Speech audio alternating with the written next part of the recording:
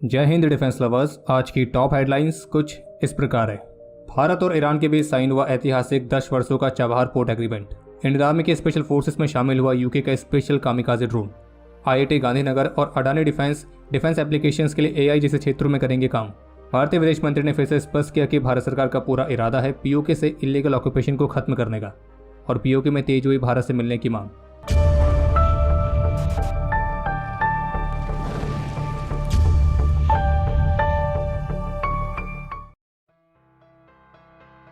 आज 13 मई को भारत और ईरान ने रणनीतिक रूप से बेहद ही ज़्यादा महत्वपूर्ण चाबहार पोर्ट के लिए 10 वर्षों का कॉन्ट्रैक्ट साइन किया है। और ये कॉन्ट्रैक्ट भारत की इंडिया पोर्ट्स ग्लोबल लिमिटेड और ईरान की ports and maritime organisation of Iran के बीच साइन किया गया है। और इस कॉन्ट्रैक्ट के साथ आप कह सकते हैं कि चाबहार पोर्ट विदेश में भारत सरकार द्वारा संभाले जाने वाला पहला पोर्ट बन गया है। और भारत ने चाबहार पोर्ट के विकास के लिए $250 मिलियन के क्रेडिट विंडो का ऑफर भी दिया है। अभी वर्तमान समय में चाबहार पोर्ट को international north south transport corridor यानी कि INSTC के साथ इंटीग्रेट करने की योजना पर काम चल रहा है, जिससे होगा ये कि ईरान के माध्यम से रूस के साथ भारत की जो कनेक्टिविटी है वो और आसान हो जाएगी। और चाबहार पोर्ट का सबसे बड़ा फायदा यह है कि भारत पाकिस्तान को साइड करके अफगानिस्तान और उससे आगे मध्य एशिया तक अपनी सीधी पहुंच प्राप्त कर सकता है। और इसलिए चाबहार पोर्ट भारत के लिए रणनीतिक रूप से काफ़ी ज़्यादा महत्वपूर्ण है, क्योंकि ये भारत को अफगानिस्तान, मध्य एशिया और काफ़ी व्यापक रूप से यूरेशियन क्षेत्र से जोड़ने वाली एक महत्वपूर्ण कड़ी के रूप में काम करेगा। और इतना ही नहीं, बल्कि इसे चीन के बेल्ट एंड रोड इनिशिएटिव के काउंटर के रूप में भी देखा जाता है। और बता दें कि 2003 से ही चाबहार पोर्ट के डेवलपमेंट पर चर्चा चली आ रही है, और इस कॉन्ट्रैक्ट के साइन होने का सीधा मतलब है कि चाबहार पोर्ट के एक महत्वपूर्ण सेक्शन का भारत को कंट्रोल मिलेगा, और जिसके तहत जो भारत की कंपनी है वो इसकी शाहिद बेहिश्ती टर्मिनल को ऑपरेट करेगी, और वो भी 10 वर्षों तक के लिए। और जैसे कि हमने आपको बताया कि चाबहार पोर्ट पर इस डेवलपमेंट के लिए भारत काफ़ी समय से कोशिश कर रहा है, लेकिन इसमें महत्वपूर्ण तेजी हमें देखने को मिली थी सबसे पहले मई 2016 में, जब भारत, ईरान और अफगानिस्तान ने चाबहार एग्रीमेंट साइन किया।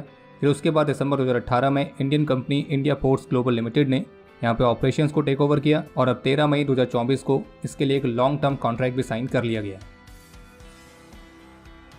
इंडियन आर्मी के सेंट्रल कमांड के GOC इन सी लेफ्टिनेंट जनरल NS राजा सुब्रमणी ने हाल ही में शत्रुजीत ब्रिगेड और आगरा मिलिट्री स्टेशन को विजिट किया था। और इस विजिट के दौरान उन्होंने ब्रिगेड की ऑपरेशनल प्रिपेयर्डनेस की समीक्षा की, और साथ ही साथ कुछ लेटेस्ट टेक्नोलॉजीज जैसे कि रोबोटिक म्यूज और लॉजिस्टिक ड्रोन्स, तो इनको भी विटनेस किया। और इसके अलावा उनके द्वारा मिलिट्री डेंटल सेंटर का भी उद्घाटन किया गया है। लेकिन एक इंटरेस्टिंग बात यह कि सेंट्रल कमांड के कमांडर की इस विजिट को लेकर जो आर्मी के सेंट्रल कमांड के ऑफिशियल ट्विटर हैंडल से पिक्चर्स शेयर की गई थी, तो इस पिक्चर में कई ऐसी नई टेक्नोलॉजीज देखने को मिली हैं जो कि इंडियन आर्मी की सर्विस में और खासतौर पर आर्मी की स्पेशल फोर्सेस में इंडक्ट की गई हैं, जिसमें robotic mules, unmanned ground vehicles, hexacopters, logistic drones, तो इनको आप क्लियरली देख सकते हैं। इसके अलावा कुछ और खास तरह के ड्रोन्स जैसे कि रूस्टर ड्रोन्स, और यूके फर्म ओवरवॉच ग्रुप द्वारा बनाया गया उनका यूनिक फॉलोस नाम का मल्टी रोल UAV भी देखने को मिला है। आपको बता दें कि जो फॉलोस है वो एक कोएक्सियल रिवर्स प्रोपेलर वाला ड्रोन है, जिसे मल्टीपल ऑपरेशंस के हिसाब से डिज़ाइन किया गया है। इसके एंड्योरेंस टाइम बिना पेलोड के 41 मिनट्स का है और पेलोड्स के साथ 25 मिनट्स का है, और दुश्मन टारगेट्स पर बेहद ही प्रिसाइज तरीके से स्ट्राइक करने में सक्षम है। आसान शब्दों में कहें तो आप इसे एक वर्टिकल टेक ऑफ सिस्टम के साथ आने वाला एक खास तरह का कामिकाजे ड्रोन भी कह सकते हैं, जो कि हाल ही में रशिया यूक्रेन कॉन्फ्लिक्ट के दौरान भी इस्तेमाल होता हुआ दिखाई दिया था। बाकी इंडियन आर्मी की सर्विस में इन्हें कब इंडक्ट किया गया तो ऐसी कोई जानकारी तो सामने नहीं आई थी, लेकिन हाँ, आज जो सेंट्रल कमांड के ऑफिशियल ट्विटर हैंडल से इसकी पिक्चर सामने आई हैं, उसको देखकर यही लगता है कि इसकी कुछ यूनिट्स आर्मी के स्पेशल फोर्सेस में इंडक्ट हो चुकी हैं। बाकी नई टेक्नोलॉजी से याद आया, आपको सूचित करती कि DS शो का नया एपिसोड लाइव हो चुका है, जिसमें हमने बात करी है AI और रोबोटिक्स की कि कैसे ये भारतीय सेना की कैपेबिलिटीज़ को बढ़ा रहे हैं। और ये DS शो एक्सक्लूसिवली उपलब्ध है डिफेंस स्क्वाड की सुपर ऐप पर, तो अगर आपने अभी तक डाउनलोड नहीं की है तो आज ही डाउनलोड करें। आज 13 मई को IIT गांधीनगर ने अडानी डिफेंस एंड एरोस्पेस के साथ एक MOU साइन किया है, और इस MOU के तहत ये दोनों संयुक्त रूप से मिलकर डिफेंस एप्लीकेशंस के लिए कुछ उभरती हुई टेक्नोलॉजीज जैसे कि artificial intelligence, machine learning, LLMs यानी कि लार्ज लैंग्वेज मॉडल्स, तो इन क्षेत्रों पर कोलैबोरेट करेंगे। बाकी आज 13 मई से उमरोई में भारत और फ्रांस की जॉइंट मिलिट्री एक्सरसाइज शक्ति के 7वें एडिशन की शुरुआत हो चुकी है, और इसमें इंडियन आर्मी की राजपूत रेजिमेंट के पर्सनल के साथ साथ इंडियन नेवी और इंडियन एयरफोर्स के पर्सनल भी पार्टिसिपेट कर रहे हैं। बाकी एक अपडेट यह है कि आज सोमवार को पुलिस ऑफिसर्स की तरफ से दी गई जानकारी के मुताबिक महाराष्ट्र के गढ़चिरौली जिले में सिक्योरिटी फोर्सेस के साथ हुई मुठभेड़ में 3 नक्सल्स को ढेर किया गया, और ये जो ऑपरेशन है ये इंटेलिजेंस इनपुट्स के आधार पर लॉन्च किया गया था, जिसमें C60 कमांडोज की 2 यूनिट्स शामिल थी। और मारे गए नक्सल्स के पास से AK-47 राइफल, कार्बाइन और एक इंसास राइफल भी रिकवर की गई है। और खैर बाकी अगर आप यहाँ तक वीडियो देख चुके हैं तो कृपया करके वीडियो को लाइक जरूर करें, और squadron.in पे जाके नए समर कलेक्शन को चेकआउट करना ना भूलें, जिसका लिंक वीडियो के डिस्क्रिप्शन में दिया गया है। और PKMK भी कूपन कोड का इस्तेमाल करके आप स्पेशल डिस्काउंट भी प्राप्त कर सकते हैं।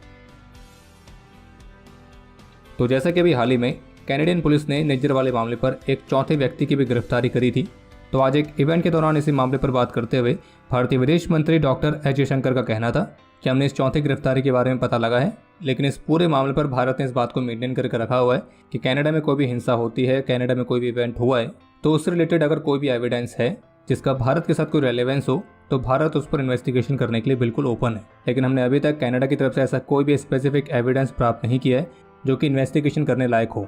इसके अलावा इसी इवेंट के दौरान चीन की तरफ से उत्पन्न होने वाले चैलेंजेस पर बात करते हुए भारतीय विदेश मंत्री डॉक्टर एस जयशंकर ने उन सभी क्वेरी को भी दूर किया जिसमें अक्सर कहा जाता है कि चीन ने भारत की जमीन पर कब्जा कर लिया। तो उसको क्लियर करते हुए भारतीय विदेश मंत्री का कहना था कि जब आप कहते हैं कि चीन ने भारत की जमीन ले ली है, तो ये जमीन ली गई थी 1958 से लेकर 1962 के बीच में, और कुछ तो 1958 से पहले भी ली गई थी। और उन्होंने इसके 3 एग्जाम्पल्स बताते हुए ये कहा। पहला एग्जाम्पल कि जो कहा जाता है कि चीन ने हमारे क्षेत्र में अपने विलेज डेवलप किए हैं, तो भारतीय विदेश मंत्री ने बताया कि आप खुद सर्च कर सकते हैं कि चीन के जो गांव बने हैं, तो ये गांव बने हैं लोंगचू नाम की जगह पे, जहां पे चीन ने 1959 में अटैक किया था और उसको अपने कंट्रोल में लिया था। दूसरे एग्जाम्पल पर उन्होंने बात करते हुए कहा कि ओपोजिशन पार्टीज जो उन पर आरोप लगाती है कि चीन ने पैंगोंग त्सू और लद्दाख में ब्रिज बनाया है, तो उसे चीन ने उस जगह पर बनाया है जहाँ पे वे 1958 में आ गए थे। 1962 में उन्होंने उसे वापस लिया। और रही तीसरी बात सक्सकाम वैली में चीन द्वारा रोड बनाए जाने की, जहाँ से सियाचिन के लिए खतरा पैदा होता है, तो भारतीय विदेश मंत्री का कहना था कि हाँ उनसे कंसर्न्स हैं, लेकिन ध्यान देने वाली बात यह कि सक्सकाम वैली किसकी वजह से चीन के हाथों में गई है। तो इसलिए उन्होंने कहना था कि जो आरोप है कि चीन ने भारत की ज़मीन को हथिया लिया है, तो ये अभी से नहीं बल्कि 1962 से है। बाकी अभी के समय जो हमारे सोल्जर्स है वो अपनी पोजीशन पर मजबूती से खड़े हैं। और 2020 में जब स्टैंड ऑफ हुआ था तो कोविड जैसी पैंडेमिक के बावजूद भारत ने काउंटर डिप्लॉयमेंट करी थी और चीन की सेना को हमारे सैनिकों ने पीछे धकेला था। इसके अलावा भारतीय विदेश मंत्री ने POK पर भी एक बार फिर से बात क्लियर करी है, जिस पर उन्होंने कहना था कि आजकल थोड़ी बहुत बातें POK पे भी चल रही हैं और आपने देखा होगा कि आजकल POK में कुछ घटनाएं भी चल रही हैं। लेकिन उन्होंने कहना था कि हमारी सरकार का इस बात पर मत बिल्कुल स्पष्ट है और इसका पार्लियामेंट में ऑलरेडी रेजोल्यूशन भी है कि POK हमेशा से भारत का हिस्सा था, है और हमेशा रहेगा। और उन्होंने स्पष्ट किया कि उनकी सरकार का पूरा इरादा है कि एक दिन वो POK के इलीगल ऑक्यूपेशन को खत्म करके उसे वापस से भारत में लेंगे। आज जहाँ एक तरफ कश्मीर ने सफलतापूर्वक लोकसभा इलेक्शंस को विटनेस किया है, तो वहीं दूसरी तरफ जो पाकिस्तान ऑक्यूपाइड कश्मीर है POK, तो वो विटनेस कर रहा है पत्थरबाजी को, हिंसा को, क्लैशेस को। और कल तक जहां POK को भारत में मिलाने वाले पोस्टर्स दिखाई दे रहे थे, वहीं दूसरी तरफ अब आज कुछ ऐसी वीडियोस भी आई हैं जिसमें भारत के नाम के नारे लग रहे हैं, क्योंकि POK के लोगों को ये समझ में आ गया है कि उनका जो बेहतर भविष्य है वो पाकिस्तान के साथ नहीं बल्कि भारत के साथ है। बाकी बिजली की बढ़ी हुई कीमतें, आटे की बढ़ी हुई कीमतें, तो इनको कम करने की POK के लोगों की जो इमीडिएट डिमांड्स थी, तो उन्हें पूरा करने के लिए पाकिस्तानी गवर्नमेंट को मजबूर होना पड़ा है। वहीं इसके अलावा मुजफ्फराबाद की तरफ एक लंबा मार्च भी देखने को मिला है, जबकि कुछ ऐसी वीडियोस भी अब और देखने को मिल रही हैं कि जो पाकिस्तानी रेंजर्स हैं तो POK के मुजफ्फराबाद में प्रोटेस्ट कर रहे कश्मीरियों के खिलाफ ओपन फायर कर रहे हैं। और इस फायरिंग में कई सारे सिविलियंस को बहुत गंभीर चोटें आई हैं और पाकिस्तान के फोर्सेस द्वारा POK के लोगों के खिलाफ अत्याचार जारी है। बाकी अब समय है आज के इतिहास का। आज के दिन 2009 में 11 असम राइफल्स के हवलदार थंगज लेट कुकी और 45 असम राइफल्स के हवलदार कमल देव ने अपना सर्वोच्च बलिदान दिया था। और आपके लिए आज का प्रश्न यह है कि कोबरा स्पेशल ऑपरेशन यूनिट किसके अंडर आती है। और अब समय है आज के टॉप 3 कमेंट्स का, जो ये रहे आपकी स्क्रीन पर।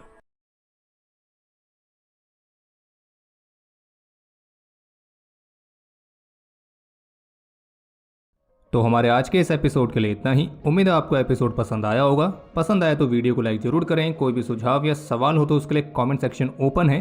और अगर आपने अभी तक डिफेंस स्कॉट की सुपर ऐप को डाउनलोड नहीं किया है तो आज ही डाउनलोड करें और एक्सप्लोर करें डिफेंस की दुनिया को एक अलग तरह से। बाकी जल्द ही मिलेंगे नए एपिसोड के साथ। तब तक के लिए जय हिंद, जय भारत।